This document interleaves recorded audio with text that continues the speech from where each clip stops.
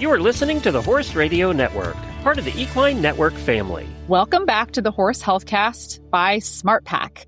I'm Ashley LeCompte-Lozich, the head of R&D for SmartPak. And I'm Jenna Bosgarden, manager of digital marketing for SmartPak. And today is part 2 of our Beat the Heat 4-part series. So last time we talked about summer health conditions like heaves and anhidrosis. And this time we're going to tackle another very specific, often overlooked concern, which is UV safety and protection. And I know this one is very near and dear to Ashley's heart with her well-known love of sunscreen. So stick with us to learn more. Smart solutions, trusted voices. Your source for equine health and wellness.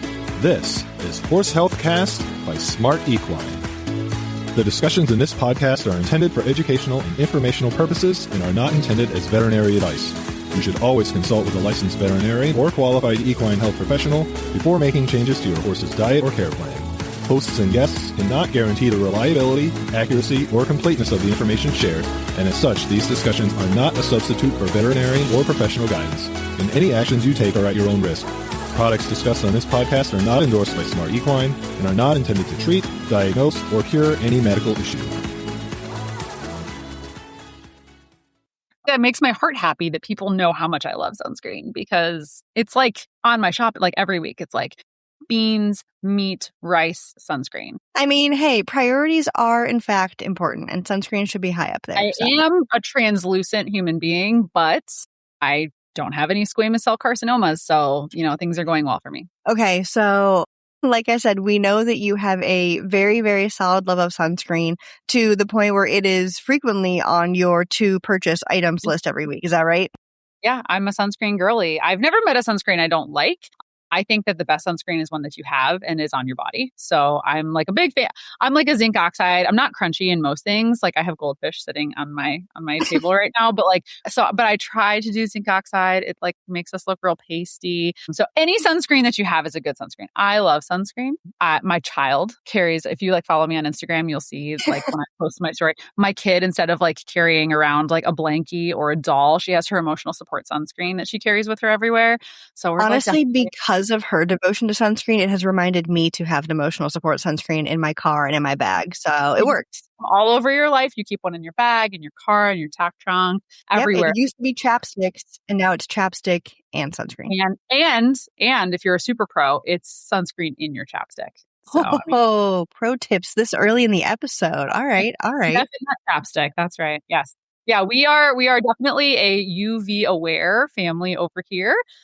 So, but, the UV doesn't just have risks for humans. It has risks for our animals as well, particularly our horses that are living outside for the most part and exposed to the elements for a lot longer in the day than we are. So certainly poignant for us to be talking about it today. Yeah. And I know last time we talked a lot about with the heat and the sweating and the anhidrosis and what that all does. So I thought it was really good that for episode 2, we were kind of going in the other direction of yes, heat and sun exposure are things, but what about sun exposure specifically? And it's a lot of UV type issues that we want to talk about that we do run into, because hopefully our horses are spending a decent amount of time outside and we can consider that a risk. And I know there are certain types of misconceptions about UV that we can go through and things like that. But I kind of want to start us off with what horses we really need to think about this for. I'm sure the answer is all horses, but is there a certain type of horse that you would consider extra at risk or extra worth considering when it comes to the summer sun and UV exposure and things like that? Yeah, for sure. So obviously light colored horses, I don't know what the exact genetic marker for the Perlino and Cremello, the light horses are certainly going to be a little bit more exposed. Horses with pink skin, melanin, the component of your skin that provides color, is UV protective, and horses with pink skin don't have that. Mm-hmm. So obviously making them more vulnerable to sunburn, photo sensitization, skin cancer like squamous cell carcinoma. So they certainly are at a higher risk if they have exposed pink skin. So But your horse can be an Appaloosa or a paint or a solid colored horse with pink markings somewhere or white markings. If you have like a beautiful dark bay horse that has like a bright pink nose, that nose area that is exposed is still at risk there.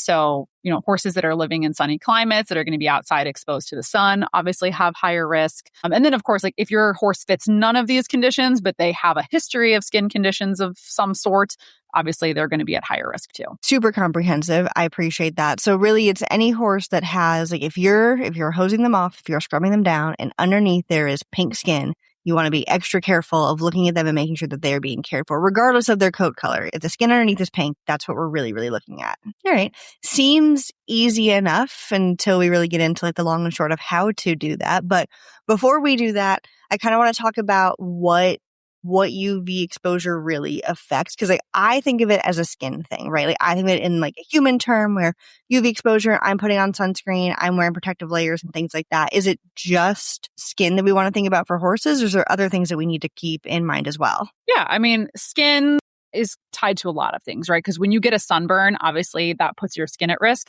but it also is incredibly uncomfortable. It can be super irritable. Nobody wants to have a sunburn. In some cases, it can be so severe that it blisters and starts to slough off. So like, yes, it is, you're thinking about skin health, but you're also thinking about your horse's overall comfort performance. If you have a horse that gets a sunburn somewhere and suppose their nose is blistering, you can't very well put a bridle on there and ride them, right? So obviously there's that concern, but also one that we should really consider is eye health. I mean, we get to wear sunglasses when it's really sunny outside. Horses don't have that, and they have very wide, large, exposed eyes to the elements. So another one to keep in. So think of eyes. And then, I guess if we're getting really picky too, and it obviously depends on what discipline you are involved in, but your horse's coat can also bleach out. And while that is more of like an aesthetic thing, it's still something to consider if your horse is in like halter or breed classes where they're being judged on their coat quality, their coat sheen. So getting that like brassy, dull, bleached out coat can be something too. So yeah, or if you're like me and you just don't want your horse to look bleached out, because my horse was retired at 24, living his best life, and he got a solid amount of paprika in everyday feed to make sure that he stayed dark and dappled for no reason other than my visual aesthetics. Yeah. And listen, this is kind of off topic. We hadn't really planned to talk about this today, but if your horse does bleach quite a bit in the summertime, and you just mentioned paprika, it can be indicative of an underlying nutrient deficiency, often like a copper or a zinc. So like that is something to keep out for. Obviously, every horse is going to bleach out a little bit if they have direct UV exposure, the same way that like your hair gets lighter in the summertime. But if they're getting like that very orange brassy, that can be like a mineral imbalance. So something to consider there too. That's a worthy side note. And I'm glad to look back knowing that he was on Smart Essentials. So I'm pretty sure he was covered and I was just doing overkill. But I think, as we talk about sun and summer and related issues, I think that's definitely a worthy side quest. So thanks for noting that, Scientist Ashley. We love worthy side quests. That's my bread and butter. Something that I feel like I still need to remind myself, and I tell everybody who will listen to me, they're probably tired of hearing it, is that we talk about UV in relation to the sun a lot, because that's obviously what we're used to thinking about. It's sunscreen, it's sun protection, but UV still happens. It still exists. You are still exposed to it, even when it's cloudy. Like if it is an overcast day and you're outside, you're still getting hit with it. Yes. And arguably like worse. Like and this is like the mom and me coming out, but like, when it's cloudy, I think people make the assumptions that they're not going to get sunburned. So they're like, oh, it's fine. And then I feel like you're more likely to get sunburned. Well, like, yes, UV is still there. The clouds are not protecting you from it. And you need to put on your sunscreen. And while we're talking about sunscreen, I feel like I should have brought this up before when we were talking about applying it and how often you should apply it, is like how much you should apply it. Oh, yeah. If you are a human being putting it on your face, you need like 2 finger lengths worth. Two full fingers? Like squirt, like shoot, like toothpaste up and down 2 fingers. No, I am severely under applying. Yeah, I was too when I learned that. Before my days as a sunscreen connoisseur, who was under applying. One of my best friends, Chelsea, got me like really in that is who launched me into my love for sunscreen. And I learned a lot about it, including like how to select it and how much you need to put on it. So like the limit does not really exist when it comes to like how much sunscreen. Like obviously you don't want it like cake. You're not trying to. That's right. 2 finger lengths worth like for your face. So whatever you're applying it to for your horse, just consider you want to be, apply it very liberally. We're really coating it in there. Yeah. And like they're not worried about how their sunscreen looks under a coat of makeup. No, they're not worried about that at all. So you can really slather it on and it's fine. That's right. Yes. If you're a human, the zinc oxide does give you a little bit of a white cast and you look like a little silly. Your horse probably does not care about that. And if they have a pink nose already, then like it's not even going to look that bad. So definitely slather as much on there as you can. And you want to like try to rub it in, but copious amounts for sure. Yeah. And then remember, when you go to the barn yourself, if it's cloudy, put it on your horse and then 2 fingers for you. You can share the sunscreen with your horse. Like you can have one tube. There is no like special horse sunscreen. So cute. Yeah. Like, and listen, you can get the off-brand stuff. I get the off-brand stuff. Go to CVS, Walgreens, whatever, Target's Up and Up brand. You just get yourself one little tube and you put it on your own face and then you put it on Goldie's face or Denali's face. And you guys, and then you share kindred spirits because you're sharing your sunscreen. It's an act of love. Really, it is. I love that. A new love language, sunscreen sharing. Yes. Okay. So when it comes to UV, I know that there's like the obvious to me who lives in New England in a beach culture and has spent a copious amount of time outside in my lifetime, that there's like the obvious things of avoiding sun exposure when it's like the worst part of the day, like talking 10 a.m. to like 2 to 4, depending on where you're at. And I know that's something that I did with my horse for nutritional purposes when it came to like grazing and things. Is that something you've ever done? Like you've got a big barn of horses. That's something you've done with your horses for UV reasons, or have you heard of that before? Yes. Okay. So I actually do have a Perlino in my barn right now. He's real cute. His name is Denali, and he stands outside in the day, and he is night turnout. So he does have like full garb, which we will get to. So I think in the prior barn, there wasn't an option for overnight turnout. And so he has like the full UV, like when I say head to toe, like this horse is, I mean, it almost looks like a ghost. Like he is just like covered in everything you could ever imagine. The long nose, UV fly mask, the full fly. I mean, everything on his entire body is covered, and she put sunscreen on his little nosy. But it's a lot easier just to have him not exposed than to do all that. And so he stands inside under a nice fan in the shade inside the barn in the day, and then he's turned out overnight to avoid those peak hours. So yeah, the American Skin Cancer Foundation has educated the masses that the UV index is highest between 10 a.m. and 4 p.m.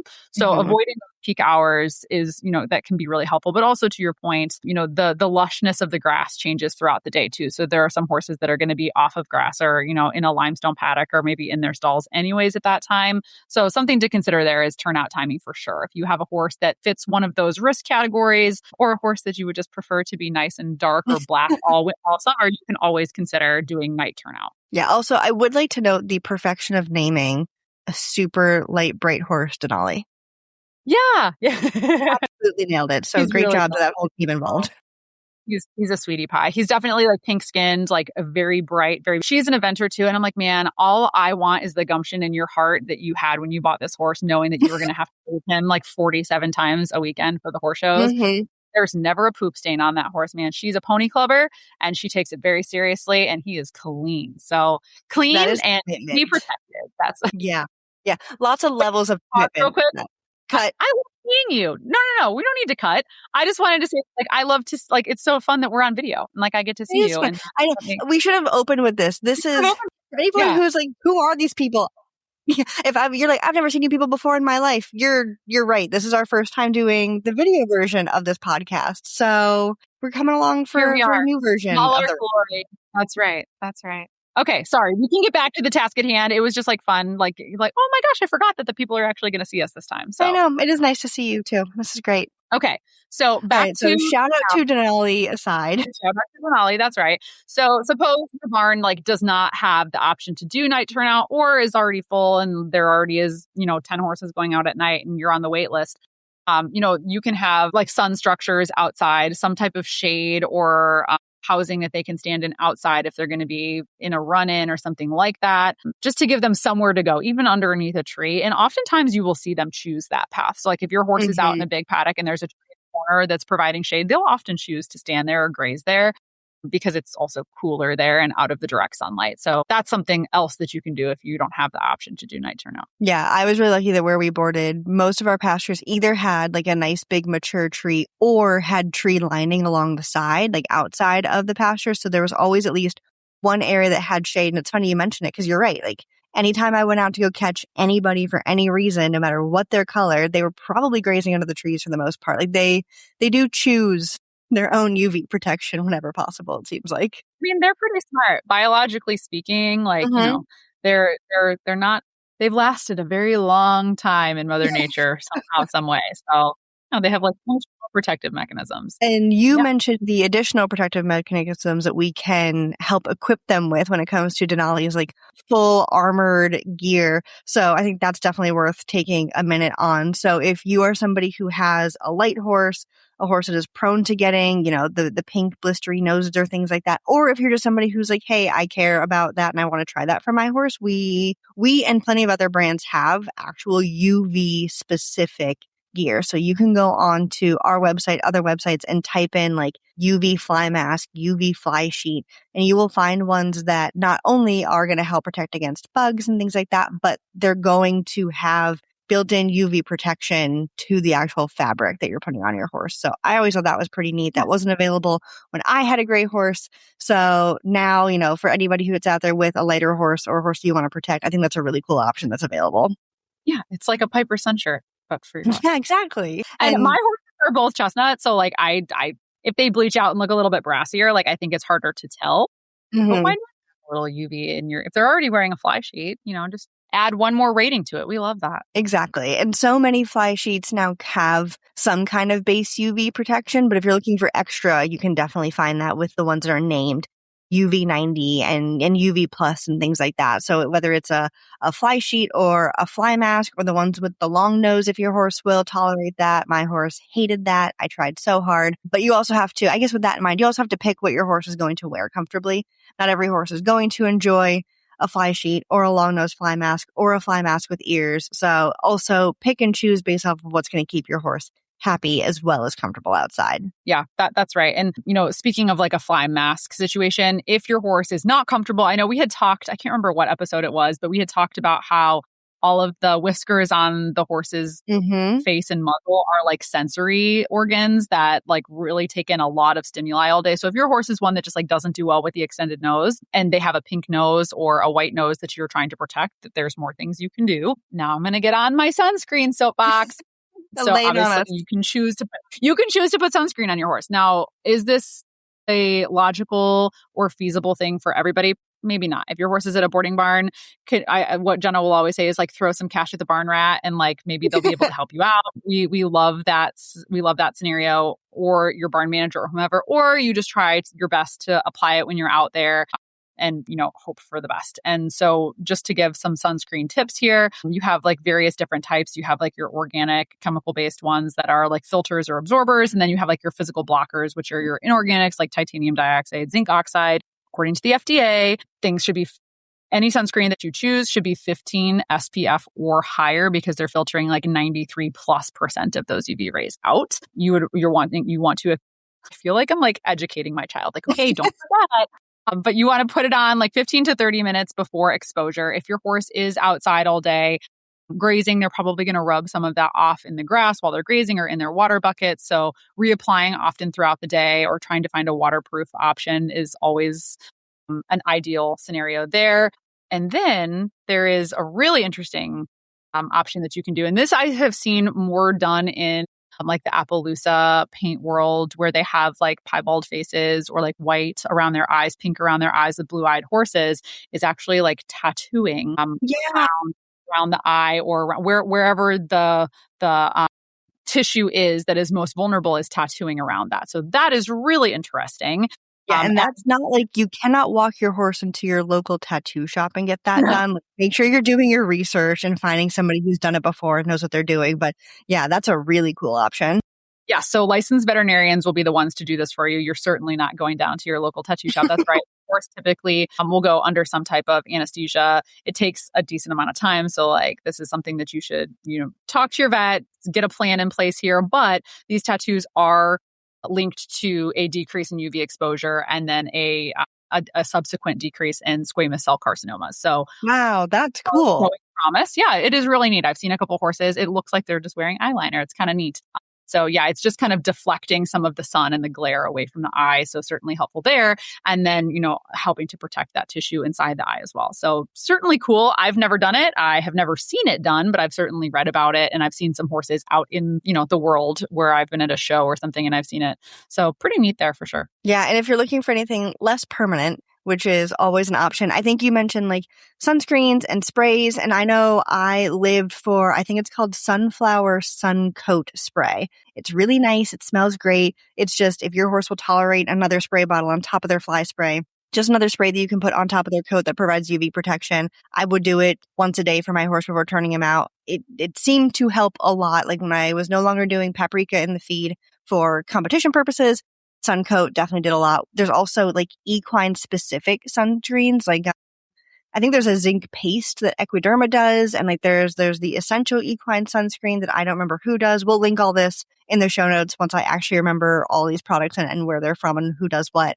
But there's very much equine specific ones that you can find in a lot of different places that will do exactly what they need to do specifically for your horse. And as Ashley mentioned, as a previous former barn rat, I would never say no to an extra $10 over the weekend to make sure that your horse had extra sunscreen on his nose 4 times a day, 5 times a day, whatever you wanted me to check. So always worth asking. Your barn staff is definitely going to be busy and doing a lot of things, but working with them to the best of your and their ability, always worth it. They want to care for your horse just as much as you do. Okay, I just found, I love that. I swear I was listening, but I was side questing to go find the Sunflower Sun Coat. It is available. Yeah.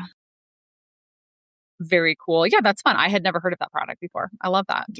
I really liked it. Again, and it smelled nice. Not that, I don't know, most fly sprays are pretty palatable these days as far as scent goes, but it was nice to spray something where I like enjoyed it and knew that it did something. It just felt like a nice boost at the end of all the fly spray that I held my breath for. Yeah, I love that. That's really nice. And I imagine that somewhere out there, there's probably a fly spray with UV protection in it. And if there's not, I know someone in product development. So keep an eye on that. But also, if you are listening or watching and you're like, yeah, like so-and-so makes that, let us know in the comments wherever you're finding this or shoot us an email or anything like that and let us know where you're finding it. Because if it's not one that we are aware of yet, we sure would like to be. You would like to be. That's right. That's right. And so as well as the things you can put on top of your horse, we're always going to talk about the things that you can put inside of your horse. And like I mentioned paprika loosely for helping with like a dark coat, but that's not doing UV protection. That's truly just helping with coat pigmentation. So Ashley, will you take us through what you would consider to be the right nutritional support for horses that are facing a lot of UV exposure? Yes. Okay. So, but I have to do the responsible thing and say sunscreen and physical barrier protection are the way to go. There is no such thing as a feed-through product that will protect you from UVA or UVB exposure. There's no feed-through sunscreen. There's no such thing, right? Exactly. So sunscreen or clothes, like you'll see, like literally my child goes out into the pool and she looks like she's going scuba diving. So just like physical protection is certainly the way to go. However, when we talk about feed-through products, we're more so talking about antioxidants that are going to help combat damage that's done by the sun. So that's kind of what we'll get into next. So we have a couple products in our portfolio. I'll go through more from an ingredient standpoint of what we're looking for, but most of what we're going to talk about here is antioxidants. So you have ingredients like bitter melon that are strong antioxidants shown to help manage UV damage and regulate melanin production. So again, the melanin is what we had talked about was the skin's way of pigmenting itself to help protect against UVA, UVB. And then, the antioxidant pieces is helping to, I won't say fix, but is helping after the damage is done to neutralize those free radicals. So that's really what the antioxidant compounds are there to do. You have green tea extract, astaryl, astaxanthin is pretty neat. It's clinically researched 110 times more potent than vitamin E. And that's a lot of times. Yeah. That's a lot. I'm not a math girly, but that's a big number. I'm not a math girly, but 110 times more potent and very potent. And it's demonstrated ability to improve skin's response to UV-induced oxidative stress there. So really what you're doing is just giving the skin more tools to handle that stress. You're not actually preventing the skin from experiencing that stress. Vitamin C, another antioxidant here known to protect against UV light damage, especially important as horses age, as their vitamin C requirements increase a little bit. And then as we got into ocular discussions before, lutein and zeaxanthin are compounds that are naturally found in the eye. They're powerful antioxidants. They work like within the lens and the retina to help protect against oxidative stress from UV rays in the eye. So these are all ingredients that you're going to find within the products in our antioxidant and / immune products. So we're thinking smart UVI, smart grade defense, smart antioxidant, maybe even a little bit of immune mushroom if we're going for like coat support and skin support. So a lot there. And obviously, I grew up riding a gray horse, a light colored horse. Gray horses are like my weakness. I don't have one anymore. I would love to. And it's not because of skin issues. It's just because I am too lazy to bathe them 7 times. I don't have the gumption that Denali's owner has to wake up at 4 a.m. and scrub my horse before I dress up as a founding father and enter the dressage arena. So it takes a truly different breed to look at a horse that light color to be like, yeah, I'm willing to commit everything it takes for that. I know. And Andy is like almost a little bit roanish. So like he hides everything really well. So I'm just going to stick with that. So I do the light colored horses and the gray horses are near and dear to my heart. So I'm producing products that have these compounds in them to help these horses, combat what they're going to be exposed to is really important to us. So we certainly have like a strong lineup of product with a lot of these antioxidants in there that you can check out at any time. We'll link that in the show notes as well. Yeah, for sure. And I think one thing that I almost hate talking about it because I'm not trying to like scare tactic anybody, but I do think it's worth bringing up. Like we're talking about UV exposure. We're talking about, what to do to combat it. But what are the risks like for horses who do get, we're going to say overexposed or have adverse effects? Like what are you seeing? Like what are horse owners looking out for that tells you like, oh no, like this might have been a problem? Yeah. Okay. So obviously the first one is a sunburn. And I don't have the exact facts in front of me from like the United States Skin Cancer Foundation. So fact check me for sure. But I know that there is a correlation between like how many times you have had a severe, we're not talking like pink, but like a severe, I think it's blistering sunburn in your life is like directly correlated to your risk of developing some type of skin cancer. So one, you're looking for a sunburn. If everything that you're doing, if you're putting the garb on and you're putting the sunscreen on and you have a nice little cover over your horse's paddock or you're doing night turnout and everything we've talked about in this episode, you're doing all these things and your horse is still getting a sunburn, like that's the first thing you're looking out for. Clearly the measures that you're taking, bless you, my sweet friend, for doing all these things. Unfortunately, sometimes, it isn't enough. If your horse is still experiencing sunburns through all these things, you need to reevaluate. And that's when you know that like your efforts they're not coming out with the hopeful result, right? Which is protecting your horse's skin. So in that scenario, we reevaluate. Sunburn, certainly something to look for. That's like the very, very early stage. If you're concerned that your horse has actually developed a skin issue because of repeated sunburns, you just bought this horse, you don't have any understanding of how their last owners handled them, and you see like spots, you know what? We'd have to like look at it. I'm trying to like explain like what a squamous cell carcinoma spot would look like. Like I'm not like a dermatologist, but like you're looking for strange lesions on their skin. Some of these are going to be sarcoids or, be spots that are unrelated, but oh my God, we're a broken record here. Keep tabs on your horse, put your hands on their body, memorize them like a map. So if you see something new pop up or an area that is vulnerable to the sun now has a strange spot that is maybe an open scab that looks like for a few weeks it hasn't closed up, almost like a pimple that has never healed, something of that nature, that's a concern and you'll want to have your vet out to take a look at that. But certainly the first thing you're going to look out for is that sunburn. All of the other things past that are going to be subsequent. If it's their eye, you're looking for like sunburn around the eye. If it's something that is like they have a white or pink skin around their eye with a blue eye there, same story. And then eye concerns, we could have a whole nother episode of that.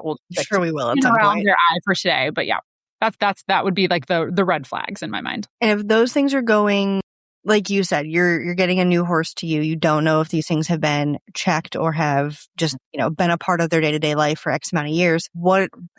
What's going to happen? Like, is this a possible cancer diagnosis? Is this like the weird lumps and bumps that gray horses get? Is this, I guess, again, not trying to scare tactic anybody, but just trying to be realistic. What is like the kind of worst case scenario of what's happening if your horse goes unprotected for so long and there's no further recourse? Yeah. So shout out to my neighbor, Margaret.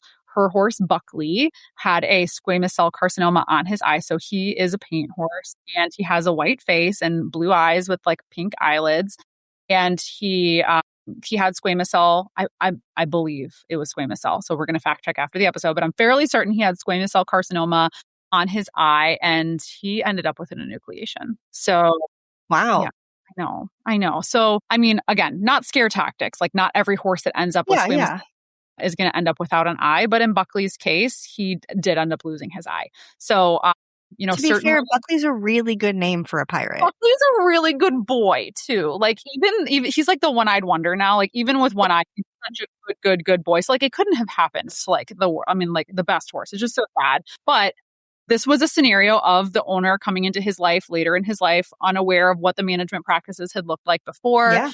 She's such a good friend of mine, and she would eat SpaghettiOs before she let anything happen to her horse. And this was just one of those things that, it was too far into his life that there was not much more she could do besides keep him comfortable and keep him healthy and get rid of the cancer. So yeah, that is like an unfortunate side effect, right? In many cases, if it is like a small spot that has not become such a huge issue, you can excise it. Okay. And you may not even know too that it is cancer until you send it out for a biopsy or something like that.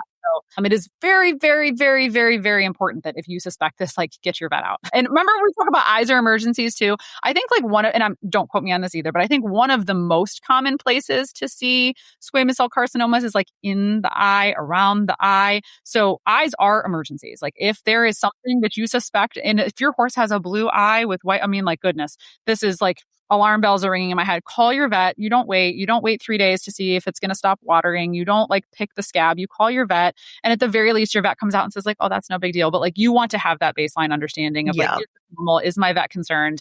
So if you suspect something like that, early treatment is key. So call your vet like yesterday, call your vet now. Stop the podcast. Call now. That's right.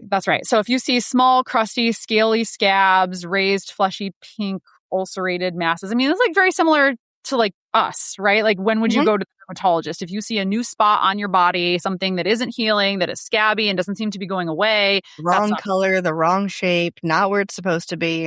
Exactly. Now, a lot of people ask about melanoma. Yeah. There really is not a lot of literature out there to help us understand why melanoma happens. In humans, melanoma happens directly correlated to overexposure to the sun. Yeah. Directly correlated to like this number of sunburns, right? So that is, we have basal cell, squamous cell, melanoma, all related to these things.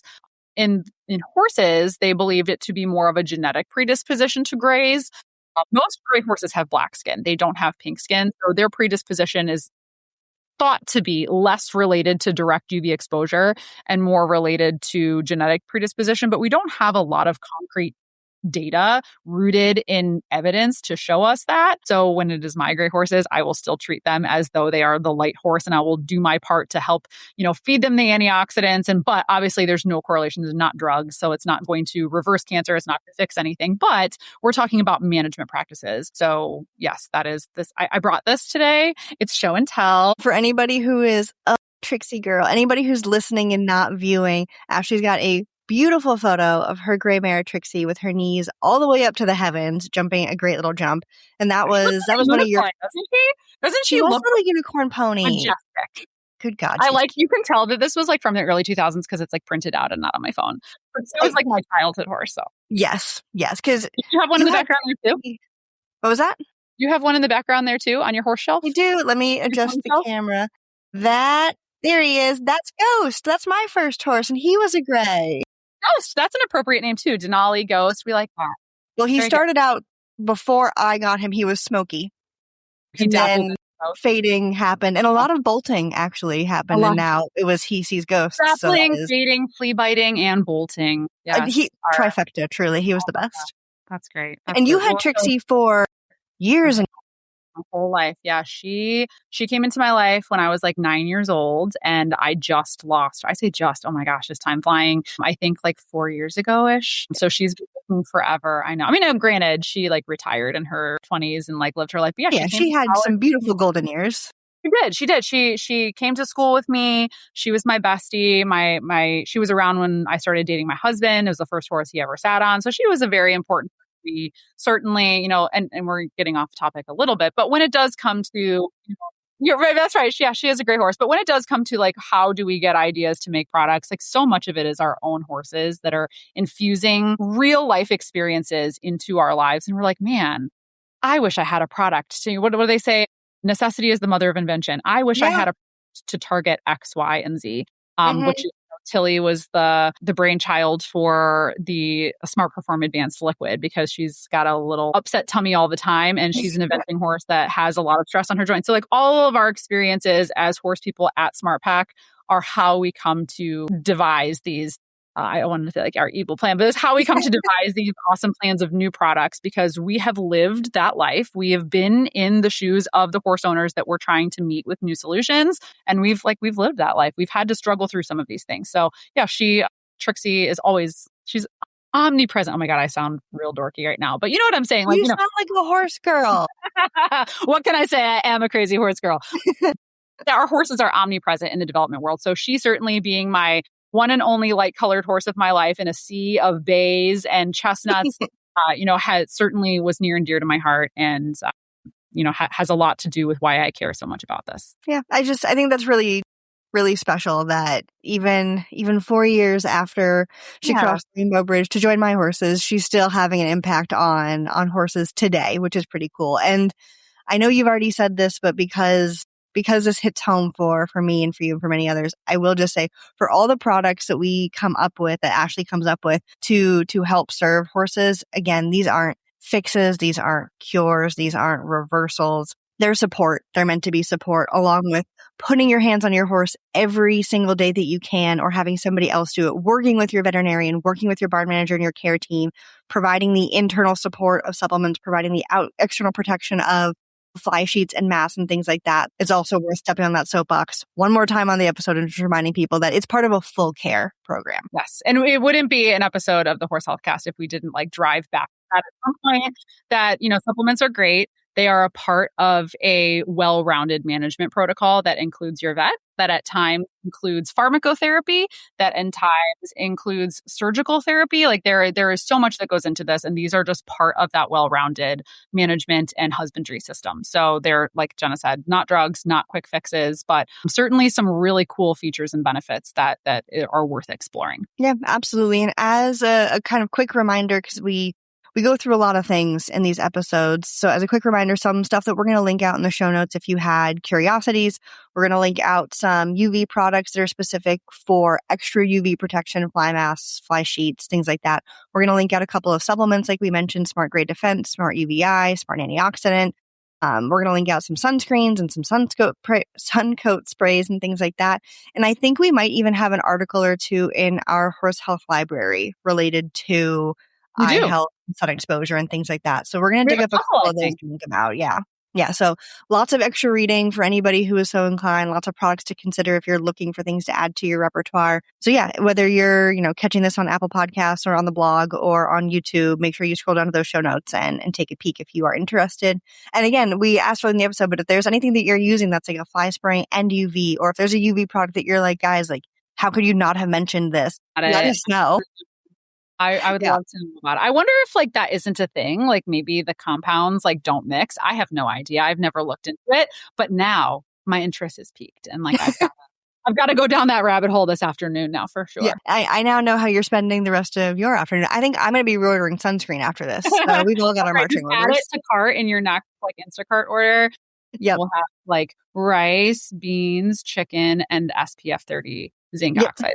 No, that feels very reasonable. I think that's what my grocery list is going to look like. I like that. I'm proud of you. Well done. Thank you so much. See, I still get all sorts of things from these episodes with you. And I would say the main takeaway that I also would like to just kind of reiterate is we talked about a lot of things, but the day-to-day management I think is so interesting. So keeping in mind, if you have the ability to do night turnout, to move your horse to a field that has more shade, to keep them inside during peak sunny hours, then put them back out morning and evening if night turnout's not an option. those are all very much worth considering. Again, working with your barn manager.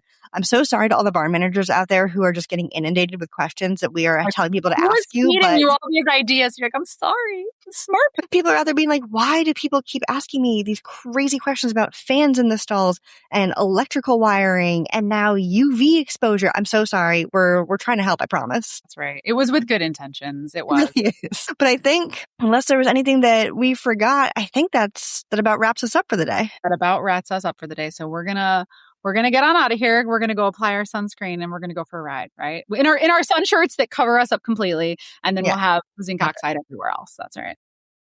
All right. So as keeping in mind, this is part 2 of the series. Go back and listen to part 1 if you want to listen for sweating and anhidrosis information. And stay tuned for the next couple of episodes where we're going to talk even more about things like when it's too hot to ride and other conditions to be aware of. You can find links to today's products in the show notes on your podcast player or on the website at www.smartpackequine.com/blog. Don't forget, we are here twice a month on the 15th and the 30th, but in between, you can find us on Instagram and Facebook as SmartPack, or you can shop online at smartpackequine.com. Until next time, stay smart, stay sunscreened, and give your horse a cookie from us.